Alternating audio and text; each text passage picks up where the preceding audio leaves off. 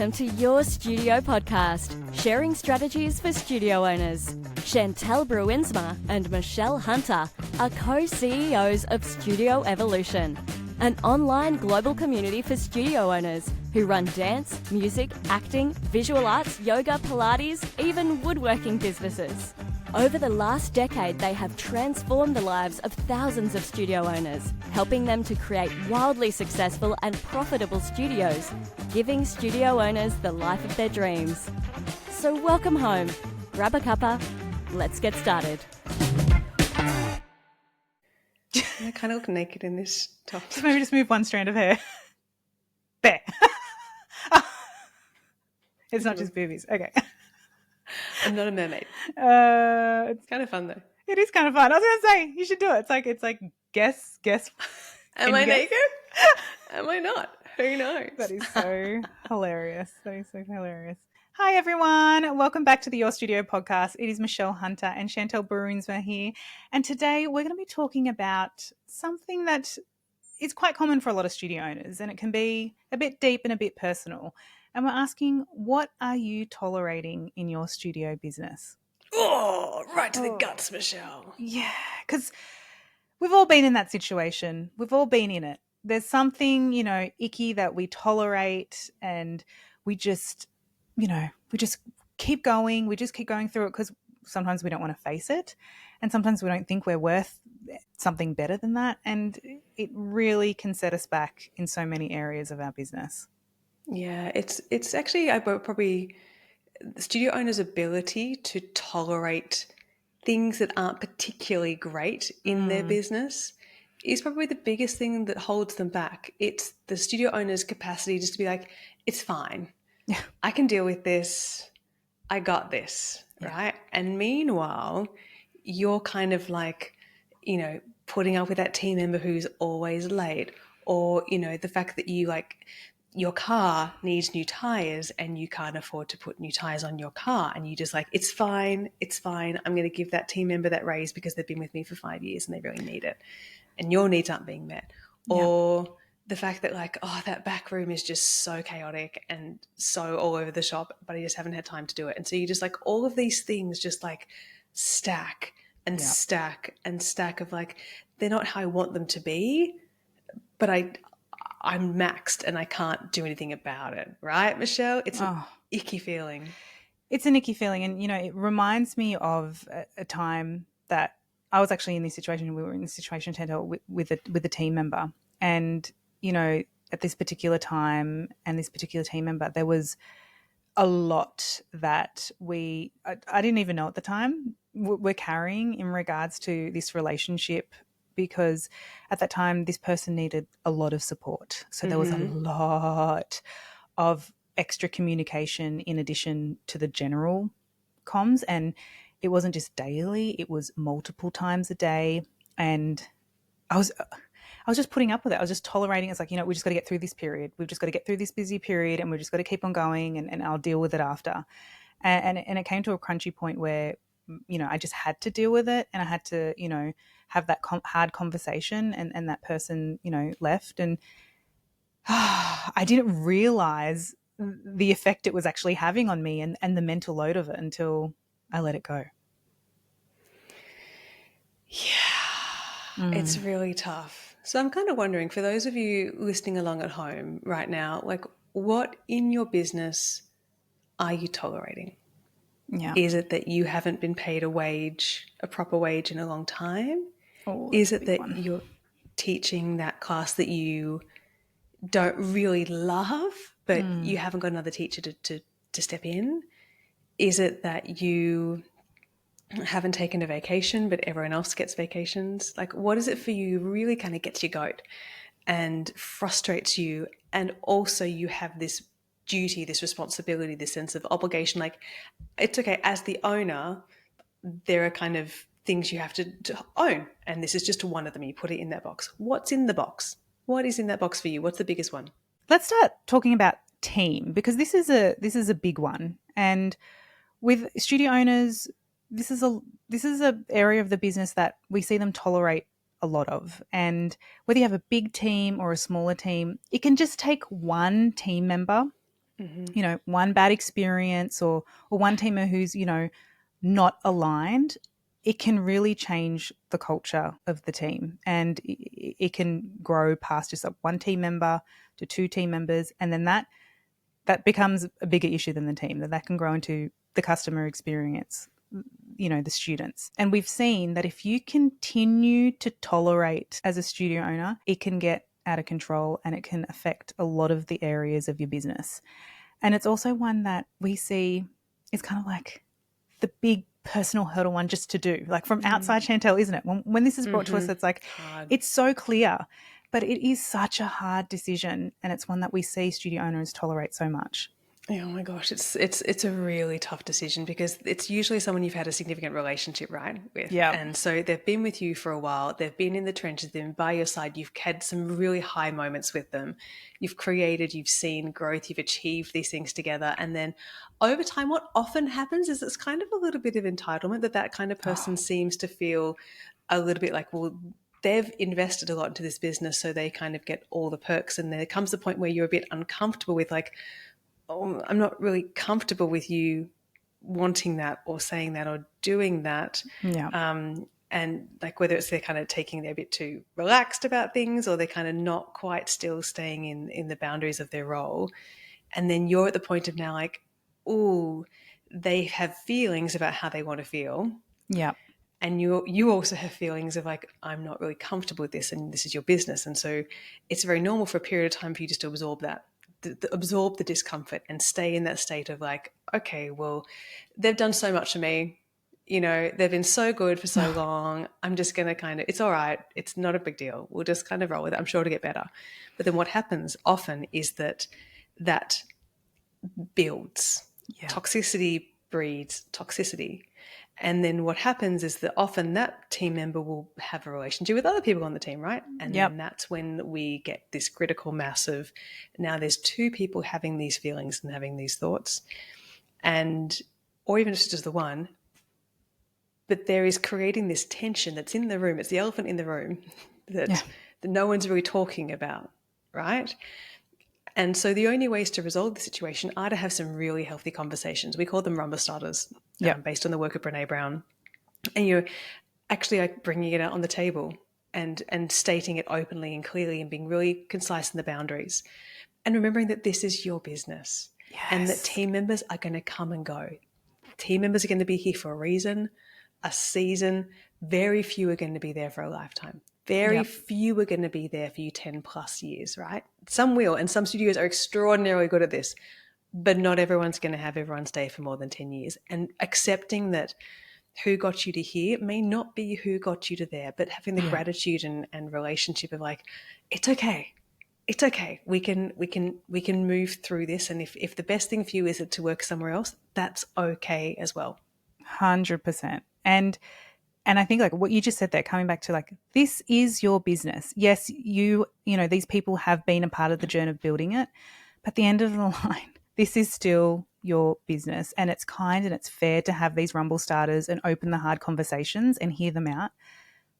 But it's also fair that this is your business and you can run it the way you want to and how it feels right to you. And if you continue to tolerate the toxicity, it's not going to be a fun ride, friend. It's not going to be a fun ride. It usually doesn't work out well. Unless it's addressed, there's no healing. Early. Yeah. So if we don't address it, that's going to continue.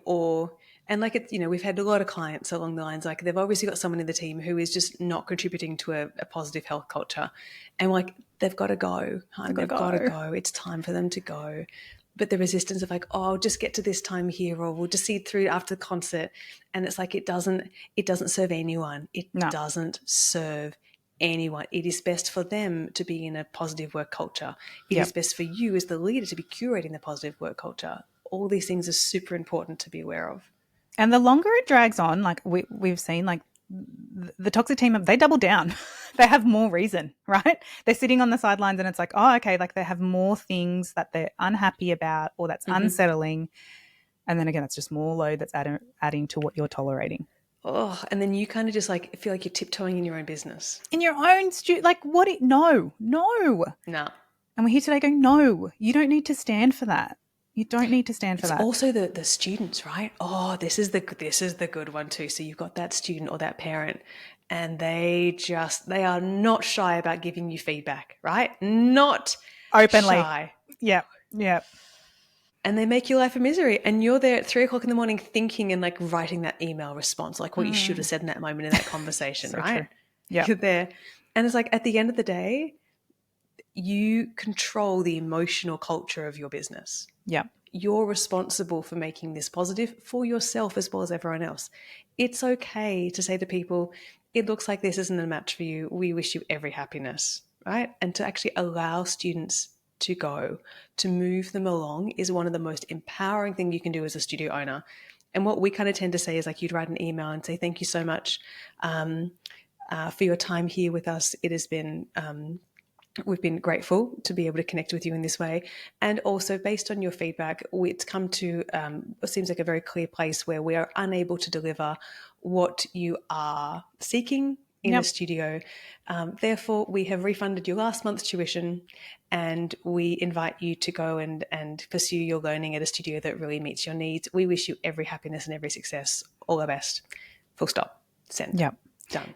Then move, and then like kind of like the key thing we've seen is like get your admin to remove that email from your inbox as well. Like you don't need to see any more. You've kindly done it. You know, you've been gracious. You haven't been hateful or anything in your communications, but that is it. You have choice. You have choice when to end that communication in your business. Yeah, really, really important. So, getting to that point of deciding like, no, how I feel is in this studio is as important as what we do. Yeah. Like that's a really big point to come to. How you feel financially, if you're paying your team members a lot more than how you're being paid, that's uncomfortable and fundamentally a bit wrong. Yeah. Right? Yeah. Yeah. Well, that's a good to the next one, because there are some other areas in the business that we see a lot of studio owners tolerating, Chantelle, and you could probably go into this a bit more. Yeah. I mean, even when it comes to systems, there's so much support and strategy out there in terms of how to make your life easier. And we get emails from studio owners at 2-3 o'clock in the morning, and I'm like, what are you doing? Doing awake. What are you awake for? Yes. This is not good for your nervous system. This is not good for you. Get off your computer. Go to bed. Yeah. Right? But they finish teaching, they get home 9-10 o'clock at night, and then they kind of jump on the computer, and it's just not a healthy lifestyle for you. And you're not kind of getting enough rest to be healthy. So then it all kind of cascades from there, right? And there's so much more you can have in terms of systems for support to automate things in your business, to get your marketing systemized and scheduled, to get your processes dialed in. There's so much more ease that's available to make running this business of yours simple. But I wonder if you're just running so fast and doing so much and carrying so much that you can't even catch your breath enough to find out like how to get this sorted out. Like it just feels like everything's too much and you're just swimming and keeping your head above water, and that's no way to live. And we see clients come in like they've been struggling for decades. Like studio owners have been running their business for 30 years and they have been stretched thin, shackled to the studio, not having the growth that they want, absolutely depleted, on the brink of burnout for decades, right? And there's stoicism. The stoicism of studio owners, Michelle, is staggering. They can cop it. They will just soldier on like Codral, right? Soldier on, and the show must go on. They just suck it up. You know, it's like suck it up, princess. It's like they are the definition of that. It's rough. It's like show no weakness, right? Just kind of put your smile on, keep going. I can handle this. And the truth is, until we go like, actually, no, it could be another way. There can be another way of feeling in this studio, for you to feel supported and for you to feel like you are making decisions that holistically support you and your happiness and your well-being and your financial position. Like that's a quantum leap in your empowerment. And in your thinking. Mm-hmm. So Chantelle, when you're looking at the stretched studio owner, like what lens are they looking through to no longer tolerate all of this? We have a little phrase here in Studio Evolution. It's called Nourish Your No. And it's all about being comfortable with saying, I'm unable to do that. Thank you for the invitation. I'm unable to come. I'm not able to do that for you right now.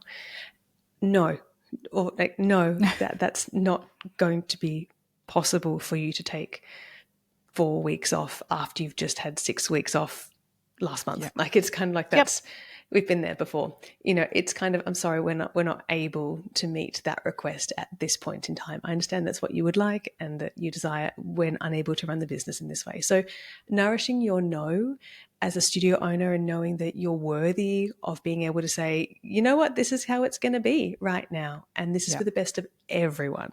This is like the holistic best. And what I've found really helpful for us as business owners, Chantelle, and like what we tolerate is another way to look at it is what are your non-negotiables? That is always a wonderful way to look at the flip side. And if you can keep to like a core couple of non-negotiables of what you want in your business, that's going to really help you clearly define, nourish your nose and what you are willing to tolerate and what you're not willing to tolerate in your business. It's funny. You know, I'm just thinking here, like I was just asking myself the question, like, what am I tolerating in my role right now? Yep. And you know what I kind of come to? It's like literally everything that you tolerate, it kind of comes back to just that I haven't communicated well enough what I want. Like if I was to like, what's the underlying thing here? I haven't actually been explicit in what I want and shared that clearly. You've nailed it. You have 100% nailed it. Because I was thinking that too. It's like, what am I tolerating? It's like, oh, maybe there's a bit too much conversation. It's like, well, I haven't told them that these days I am like in project planning day just on that specific day. So yeah, it's a clear, communication is key. It's also this one. We like this like little choreography. It's like boundaries set you free.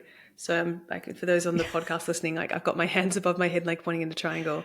Yes. Boundaries set you free, and then opening my arms up to the sky. Like this feeling of like the more clear you are, the more explicit you are, the more expectations you set very confidently, very calmly, very lovingly, the more freedom you have. Say what you want. You're worth it. Full stop.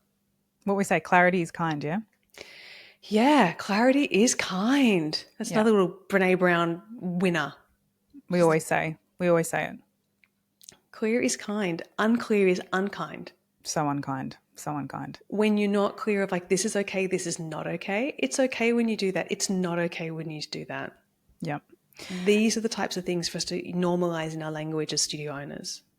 And I think that's why communication is so important, because as a studio owner, you got to be clear to so many different people on your team, right? Yeah. It's got to be very succinct. And this is also like really prioritizing like what the business needs. Like what the business really might need is for you to have 2 weeks off teaching where you actually once and for all sort your marketing out.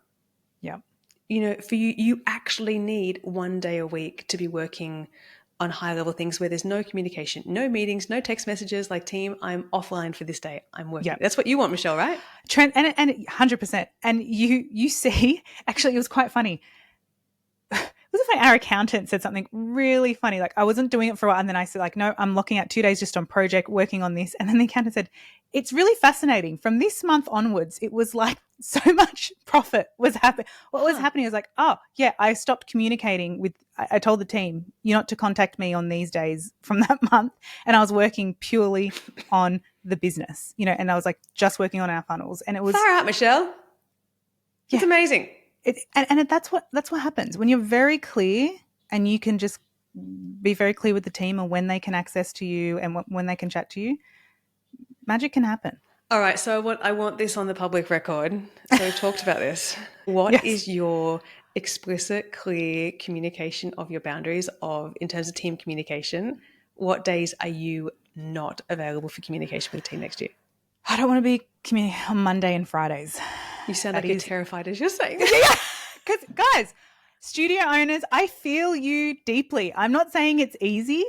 And it's because, you know, just like a lot of you studio owners, I'm in contact with a lot of the team. And, you know, because there needs to be clarity, there's a lot of communication. But you can't get the big work done if you're still tolerating all the itsy bitsy things. And yeah, Chantelle, I'm saying it. Next year, Mondays and Fridays, I need off. Because even if it's those in-between moments, I don't know how to describe it. It's in that silence is when the penny drops on big things that I'm working on. It might not be like I might not be going, yep, I'm just sitting here for the next 7 hours, no comms. It might be in that in-between moment when I'm making that cup of tea on that day and I'm just about my day working, but I'm not in the noise, is when I go, that's what needs to be done, and that's how we're going to change that whole project. Yeah, it's like, because if you're having to dive into other people's jobs, that's when your brain is so diluted versus when you just get to stay in your zone, and that's when your magic truly happens. Yeah. Yeah, that's really important. And you know what, Michelle, it's kind of like this interesting thing of, we all want our businesses to succeed, right? And what we don't even quite realize is that by doing all of these things and kind of like just being everything for everyone and kind of not being really attuned to like, this is what the business needs, this is what I need to make the business successful, we're kind of in some ways like sabotaging the growth of the business, right? And we think that we're doing the right thing by everyone else. What the business needs is your devoted kind of protected time, like protecting Michelle, having 2 days just where she's able to work is really, really important, because that's what's going to give the business the growth that it needs. And so sometimes you have to make the decision that's actually the in line with like the bigger priority here.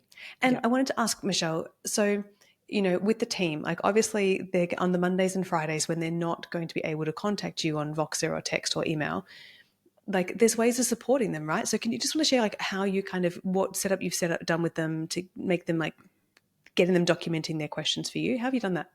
Yeah, 100%. So we obviously have different departments and managers of like marketing and operations here at Studio Evolution. And one thing I do have is like a rolling document. So at the beginning of the week, I need to know what, we're normally quite aware of the projects and the big peak seasons that are coming up, but things like they need to get to know from like, they just want to cross off or what they need to know. I like to do I call it like a smash. It's like, smash it out. I want like earlier in the day, I want to know all your questions, and then we can just get it all out and they can move on. And we kind of have like a rolling document. So you could do this like simply in a Google Doc or in Asana. We have like Trello, like weekly, dates, and it's like rolling. So it's like, I always know what they're working on, their big project plans. And then they have their itty bitty questions, and I like to smash them out earlier in the week. And so it's like say on a Tuesday, and then we get to a Thursday, they've gotten to a bit more implementation time. I like to do like another smash. And when I say like a smash, it's either like we jump on, nothing physical, we jump on into a Zoom. It's a classic Michelle anatomy analogy, like violence and like a lot of strong movement. Yeah, it's like, let's just smash this out. That's not Chantel's use of vocabulary. It's not my language. No, but as I say, I like to say to the team, let's smash this out. And it's an open forum. It's like, ask me whatever you want, but I like to put a timer on it because Chantelle, I have like when it drags on, it's like it also creates that expectation that I'm available a lot. And for them, it's like they get to ask the questions. There's impetus for them to ask the questions, which is going to move the needle of the project that they're working on that week. And I like to do that like a Tuesday and a Thursday, and then you find that they're real in deep implementation mode. And by the time that I've caught up with them, a lot of it's done, and what they need from me is answered. Well, and you're training them to like, you can work it out. Like, we trust you, we back you. Like, you'll make the right decision. We can swing back to this on Thursday, but like, they can resolve problems. They can learn how to solve problems for sure. And consistency is key. Like, even by putting in kind of like this structure in place and you're consistent, they're answering their own questions. Like 1 month into this process, it's just about being consistent and key with that, and how you're rolling out that structure. I remember when you were my EA, I used to, before you were CEO, I remember when I used to open up my inbox, and so like I'd get emails kind of send, and I would open up Zoom and I would share my screen in my inbox, and I would literally open email and I would talk, hey Michelle, welcome to our kind of like email go through, and I would open up email and I would talk about my response, what I've like actioned, and then I would go the next, done. Next email, here's what you need to do. Next one, here's what we want to do. Here's what we need to do. Like really, really clear on like just going to move through this. And then Michelle can watch the video and could kind of roll out everything that I'd kind of shared. And that petered off. Did you notice? We don't do it anymore. Maybe because I don't get emails. I don't get emails anymore. She just doesn't get emails. And you know what? And then in that time, our team has gotten bigger, and I've trained that process with others, and that's just kind of like filtered down the line, and it works. If you're in your studio, it might be someone who's sitting with you, and it might be like a bit more intensive for you to set them up. But again, it's just that kindness. You're giving them that upfront kind of investment, but it will peter off. It's not going to happen all the time. There's freedom on the other side, friend. There's freedom on the other side of knowing that you're worthy of having things how you want to feel in this business. So let's wrap this up, my friend. So if you were to think about the one thing you wanted to nourish your no with? Is it that student that's kind of really giving you angst? Is it that team member who's really you've been carrying this for a long time? Is it that you need more time, or you kind of want to change some financial things in the business? Like, what is the one thing you're like, I'm ready to nourish my no. I'm ready to do things a little bit differently and set things up how you want them. Right, Michelle? That's time. Right. It's time. And then even what can be that follow-up communication piece is like, what's that, what's that conversation, difficult conversation I can have with that team member, or what's that email I can send? How can I then have that follow-up action that kindly is clear and nourishes my no? Clear is kind, unclear is unkind. Yes, spot on. How can we be kinder? How can you be more clear in your communication of what you want and expect and need from your studio? Good chats. Lovely ones. If you would like to listen to more of these episodes, make sure you've subscribed. And if you want to start getting a whole lot more ease and simplicity in your marketing, take the leap with us. It's 6 weeks. We're going to transform your entire relationship with marketing your studio and make it easier and simpler for you to get more students through the door. It's 6 weeks. We're going to stop you tolerating that stagnant growth. We're going to systemize your marketing. We're going to get you making more money, and it's going to be such a joy. It's 6 weeks, and you will see within that amount of time how many more students you can get through. Our expectation is at least 20 within 6 weeks will be through your doors. We even send you a sticker chart. That's how excited we are about you achieving it. Lovely ones, thanks for being here with us here today. Michelle and I have loved this chat. We can't wait to hear what your no's are, and we'll see you next time on your studio podcast. Bye, friends. See ya. Love what you hear? Make sure to hit subscribe so you don't miss an episode, and leave us a review. Interested in working with us and want to find out more about how we can help you? Head to studioevolution.com/start.